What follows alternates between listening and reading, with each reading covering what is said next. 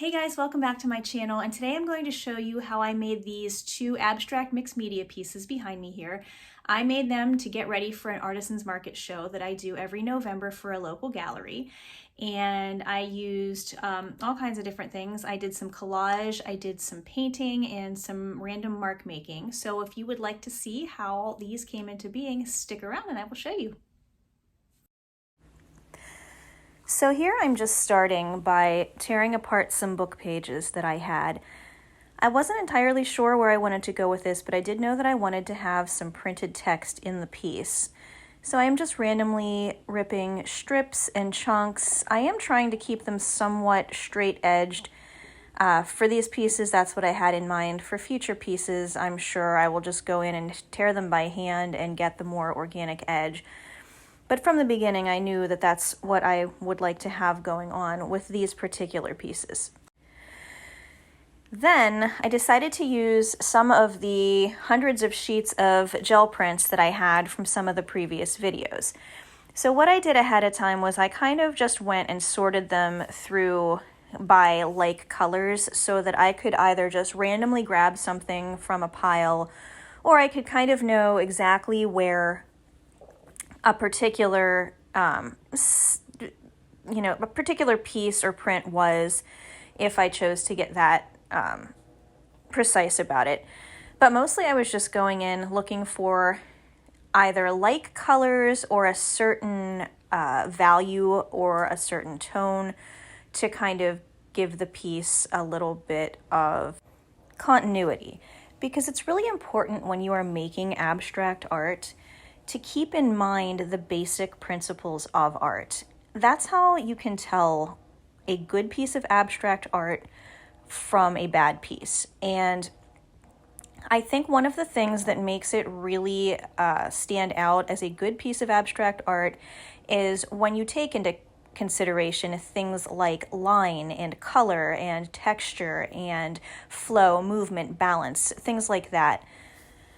That's going to make the difference between a very amateur looking piece of art and a professional piece, in my opinion. So here I am still working with the book pages and gel prints. And you might notice that I'm working on both of these together. I do that in this video here and there, so sometimes I'll be working on both of them and sometimes I will just pull one into the frame. In the beginning stages, when I'm just trying to get a background down, it's not that important to be too precious about where everything goes. So while I have the strips of newsprint and the gel prints handy, I am tearing. I'm planning in my mind as I go, but not too much pre-planning. It's more like, okay, what would look good here in this empty piece of board? Would I like another book page? Would I like some red? Do I want some texture?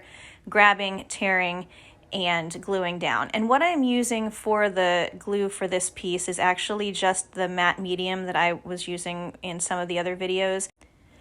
All of the different acrylic media have quite a wide variety of uses. And with the matte gel and the gloss gel, you can use them as a clear acrylic paint, as we did in some of the gel print videos, but you can also use them to adhere pieces of paper and mixed media items to a piece. And I'm using the matte here because I'm not sure what kind of finish that I want it to have. I'm definitely going to be going back in with acrylic paint on top of that, which you can do with either one, but for my purposes here, I wanted to keep everything very matte, and then I can add gloss at the end if I so choose. So I'm just going in and using an old brush to first spread the medium down on the surface, and then I go over each individual piece again just to make sure that it's sealed in there. What you don't want is to have any loose edges coming up because it will ruin your piece.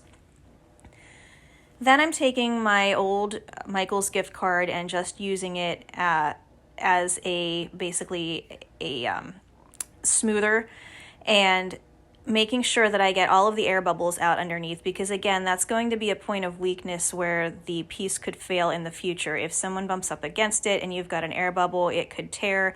You just don't want to have that happening. So here I'm starting on the second panel, and I guess I should mention that I am using cradled wood panels that I got off of Amazon.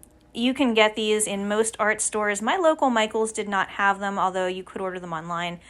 But I just went ahead and got them off of Amazon. These are 6x6 panels. I got a package of 6, and I think I spent $24 on them, so not bad. I did just look at Dick Blick and also Cheap Joe's, and they do have them on there. The prices were similar to what I paid on Amazon, but just to give you some different options, you know, there's a lot of different places where you can get them from.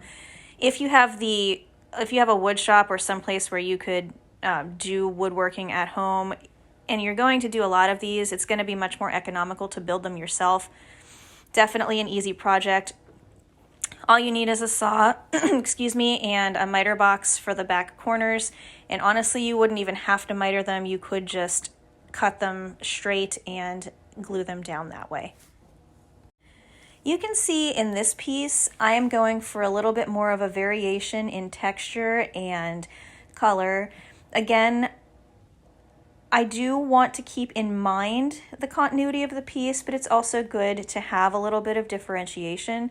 You can see that I'm starting off with some of the yellow and green sheet up at the top, but the next piece that I'm laying down carries some of both of those colors along, so it does make artistic sense to put those pieces in there. I also wanted to change up the orientation of the strips. They're not all going horizontal, they're not all going vertical. The choice is yours, obviously. You're the artist, you can have it do whatever you want to do. But for right now, that was the in-the-moment decision that I made, and I think it's working out nicely. So here I'm just continuing to tear and glue the pieces down until I have everything sufficiently covered. And there's no rule to this, it's just whatever you want to have happen.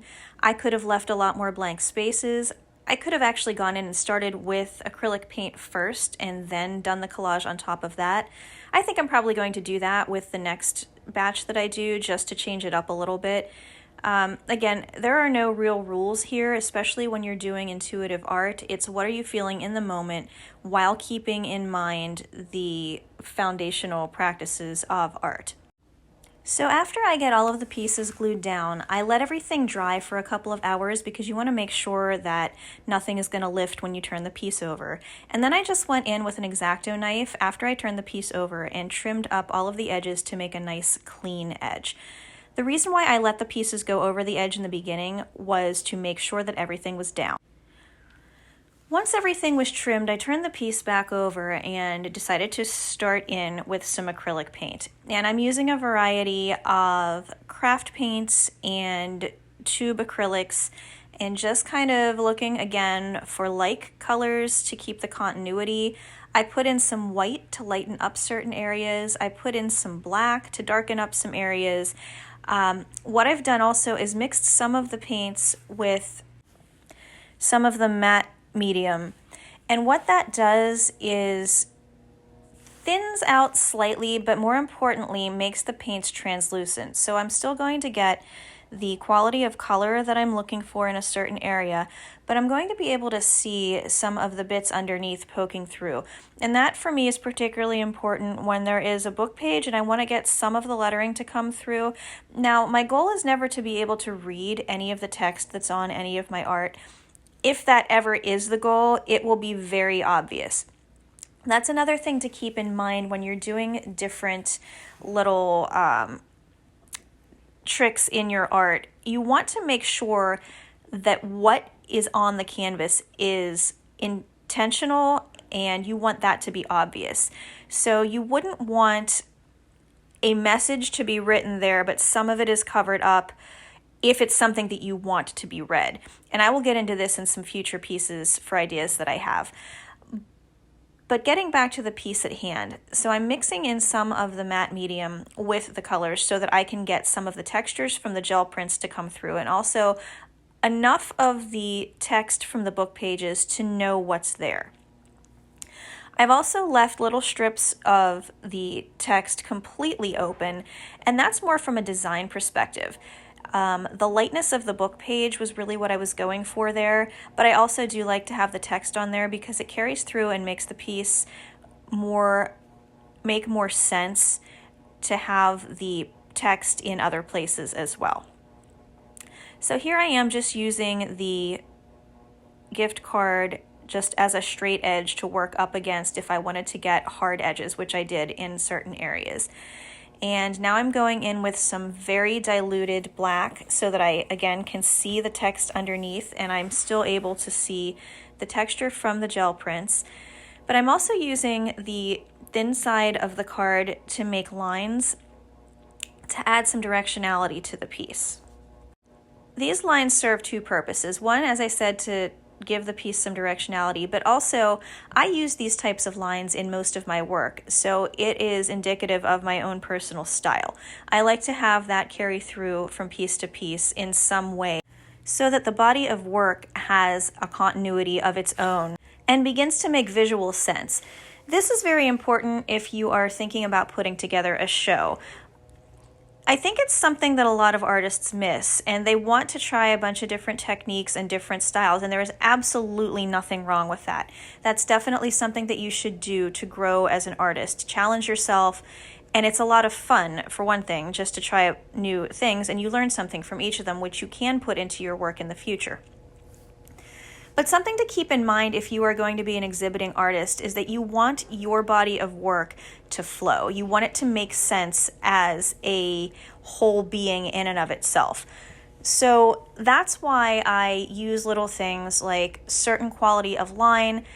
I will maybe use a specific color that I carry over into a lot of my pieces. Now, that's not to say that every single piece has to be identical. Of course, you don't want that. But there has to be a flow. It needs to make logical sense, at least for me. You know, do whatever you want with your own art, but this is why I make my art the way that I do. So in this piece, you can see I'm just going back in. I'm putting those lines in again because it's going to flow through. When I have all 6 of these panels done, they're going to make sense to be displayed together in a certain area. It will be very obvious that this is the work of one artist. This is a very specific grouping of work because they have like elements. Here I thought we needed a little pop of color in here, and I'm not loving the colors in this so far, but it does get to a point where I figure out where I'm going with this and it all kind of works out. That's something that I've noticed happens because of the way that I make art very intuitively. I will be at a point several times during the making of a piece where I'm not happy with it. I think it's just not working. There's something wrong and I can't figure out what it is. But then you just keep going with it and eventually it will work itself out. Sometimes that means to stop for a while, but just go back in, and the next time you pick up the brush or the pen or whatever it is you're working with, it will all come together eventually.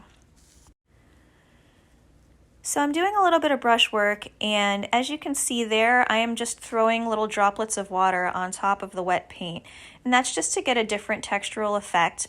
I let them sit for a second and go back in just with a paper towel, and it will lift up some of the pieces to give a little bit of a difference in texture.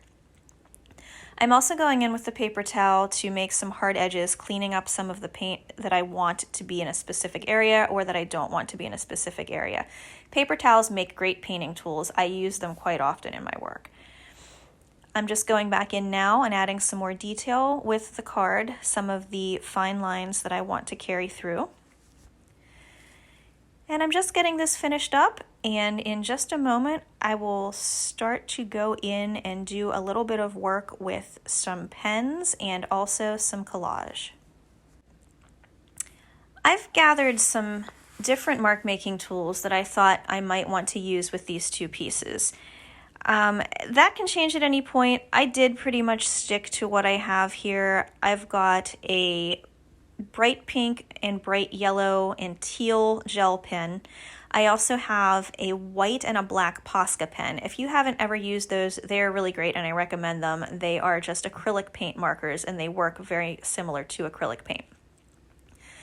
My intention with these pieces from the beginning was to collage birds on top of them because, as I mentioned in a previous video, I'm a big fan of putting birds in my art. So here I am with some of the book pages, and I just went in and drew a very rudimentary bird shape because, again, I'm not going for realism here. I am just going for the idea of bird, and I think it's going to play very well with the whimsical feel of the background and what I intend to do to treat the birds on top. I went ahead and grabbed the other panel and continued to cut out some bird shapes. Now I'm working on placement here.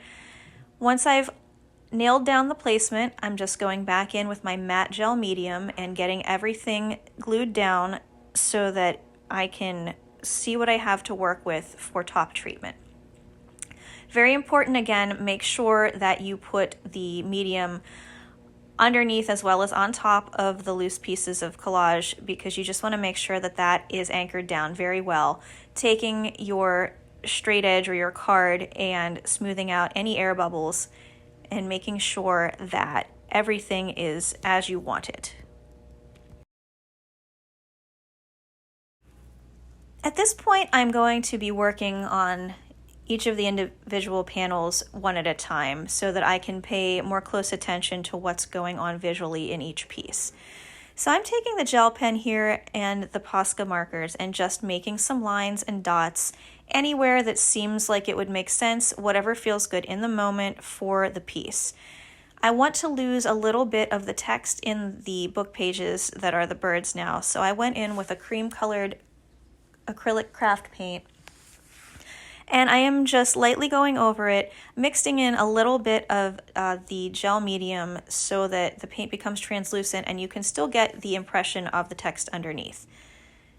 I've got a few different colors here. I randomly just kind of grabbed what felt like it made sense in the moment with the background. So there's a little bit of blue in the background. I went in and put a little blue on the birds, and I'm just putting in small details such as the beak differentiation and the eyes, a little bit of details on the tail, and I wanted everything outlined in the acrylic marker.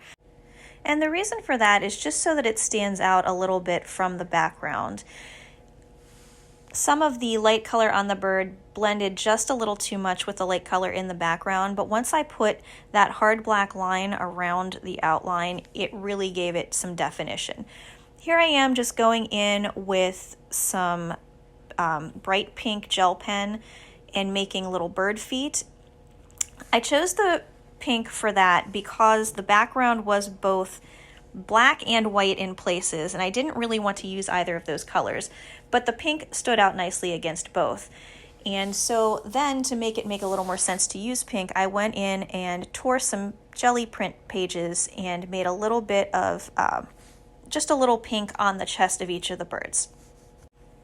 I thought about stopping at this point, but it just didn't feel finished to me, and it just needed a little pop of brightness that wasn't in there. So I found another piece of jelly print that had a nice splash of bright green on it, and I thought I would just go ahead and put some of that in the tail.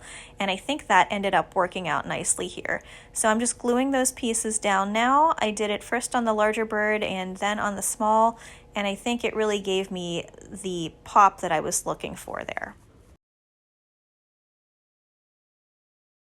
At that point, I thought that that panel was done at least enough for now, so I went in with the redder one and decided to go a little bit on a different route with that. I went into one of my favorite jelly prints that I had, which was a nice bright green with some red squares in it, and just went right in and cut large chunks that I put on the breast of the bird and also up into the face. The greenish was a nice contrast with the red, obviously because of the color wheel, and I just really liked the way the red in the green gel print reflected the red of the background. And then I had another print that was in a similar green but slightly darker that I went in to add a little bit of detail to the tail. Once I went ahead and got everything glued down there, then it was time to go in and do some of the mark making and pen work on this panel that I did on the last one. So I think after I let this dry a little bit, although probably not long enough, I did go in with a little bit of teal for the eye because I wanted something just a little bit different. And then to carry that through the rest of the piece and also give it a nice little pop of brightness, I went in and added some dots around the neck of the bird and also in the tail. At this point, I tried to go in with black paint into the eye of the bird, but I definitely didn't let it dry long enough, so I needed to do that. So I moved on to some of the Posca pen, again outlining the bird against the background of the panel to make it stand out a little bit more. And I went in and added some details, making a large ring around the eye to just give it a little bit of whimsical flair. Adding dots, adding some pattern. It really gave the feel that I was looking for, which was just a fun, whimsical, colorful piece. I'm going in here with the white Posca pen to make some funny bird legs because the background is dark and I can get away with the white, but I thought I'd also outline that with black just to make it stand out a little bit more. And now I'm just going in with some final detail pieces. Anywhere that I think doesn't look quite finished, I'm just going in and making a few more marks, specifically on the head of the bird and also on the tails, just to make it a little more interesting looking.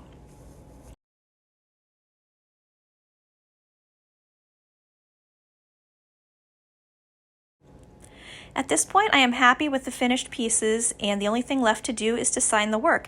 I didn't mention that in my last videos, but please always make sure that you sign your work. It's important to put your name on what is yours and to take ownership of it. So now I have two finished panels that I am quite happy with. Take you in and show you, and there they are side by side.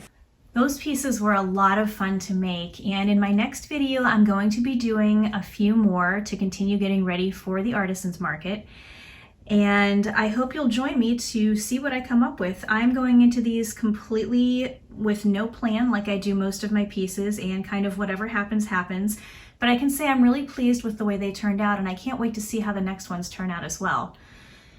Thank you again for stopping by today, and as always, thank you to everyone who has subscribed to my channel. If you haven't yet subscribed, it is a really great way to support my channel, and it is absolutely free. So please hit that subscribe button, give me a thumbs up if you like what you see, and I will talk to you next time. Have a great day, guys.